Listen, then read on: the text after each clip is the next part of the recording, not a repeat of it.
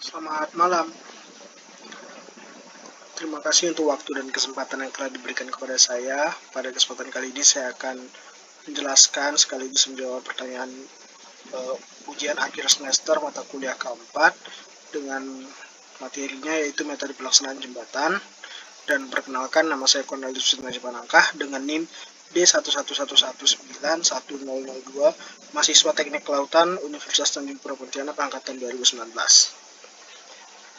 Baik, pada soal yang diberikan terdiri dari 4 pertanyaan.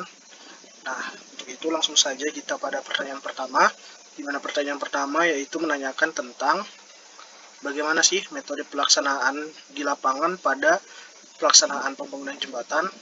Nah, pertama itu kita harus menyiapkan lokasi pekerjaannya, di mana penyiapan lokasi pekerjaan ini terdiri dari pekerjaan pembersihan lahan dan pemindahan utilitas, kemudian ada pekerjaan dewatering dan pendatangan tanah, lalu ada pekerjaan penimbunan, perataan dan juga pemadatan tanah, serta pekerjaan saluran drainase sementara atau yang nantinya akan menjadi saluran drainase utamanya. Lalu ada juga yaitu pekerjaan substruktur. Nah, pekerjaan substruktur ini dibagi menjadi 2 zona pekerjaan yang dilaksanakan secara simultan SSPDO. Kemudian pekerjaan pondasinya itu tiang pancang, di mana skema pemancangan itu terdiri dari 2 zona, yaitu zona 1 dan zona 2, serta skema posisi stockpile dan skema pekerjaan pile cap di zona 2, dan yang terakhir yaitu penyesuaian pekerjaan pondasi pile cap.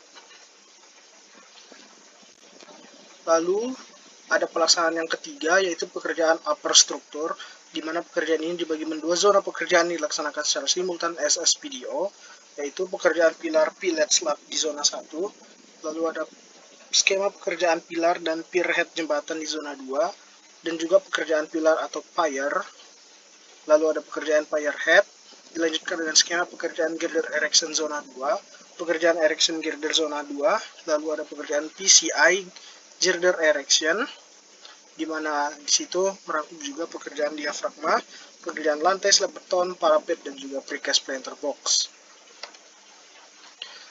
Nah, pada metodenya itu juga masih ada banyak lagi.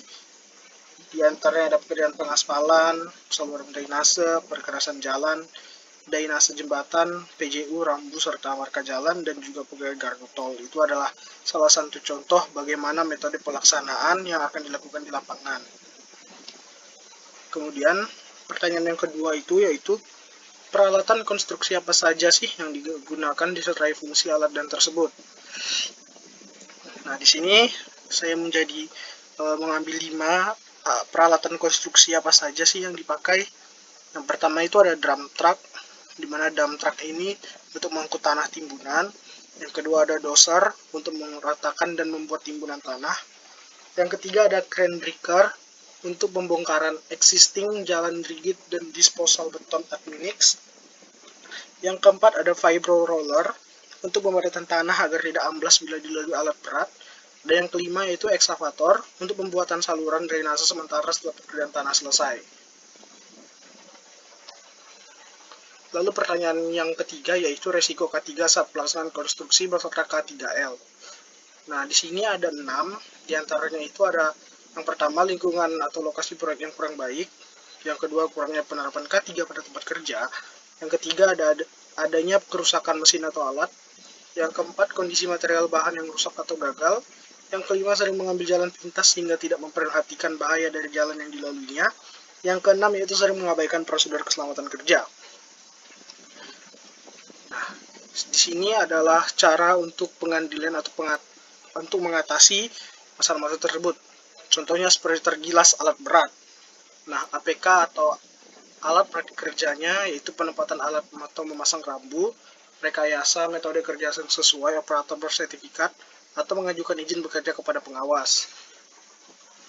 Selanjutnya jika tertabrak alat berat. Alat praktik kerjanya yaitu penempatan alat atau memasang rambu operator bersertifikat, pengaturan lalu lintas, dan juga mengajukan izin bekerja kepada pengawas. Lalu jika terjatuh dari ketinggian, untuk rekayasanya atau metode kerja yang baik, pemasangan scaffolding yang kokoh, mengajukan izin bekerja, APD-nya yaitu menggunakan safety belt, helm kerja, sepatu, dan sarung tangan.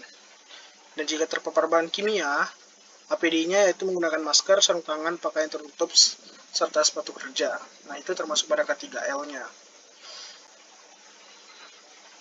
Dan yang terakhir yaitu JSA. Nah, di sini JSA-nya saya kelompokkan menjadi 5 dan terbagi menjadi 4 bagian, yaitu ada tahapan pekerjaan, bahaya, resiko, serta tindakan pengendalian resiko.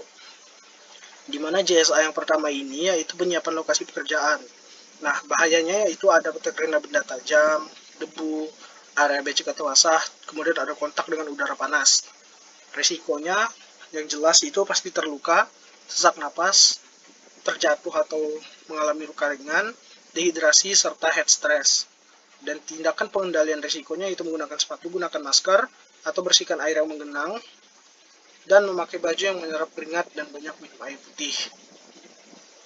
Untuk yang kedua yaitu program substruktur, di mana bahayanya itu pengecoran pondasi tiang. Nah, risikonya kemungkinan bisa tersandung cecair material, terusuk besi tajam, dan juga tertimpa besi. Untuk tindakan pengendalian risikonya yaitu ada toolbox meeting sebelum mulai bekerja, gunakanlah APD yang sesuai dan layak, dan juga pasang barcode line dan safety sign. Lalu yang ketiga ada pekerjaan upper struktur, di mana bahayanya yaitu sling atau sling bisa putus, kemudian segmen girder jatuh. Nah, risikonya tertimpa barang jatuh dan kerusakan pada girder. Lalu tindakan pengendalian risikonya yang pertama, lakukanlah pengecekan kondisi sling atau sling pada saat akan mulai bekerja.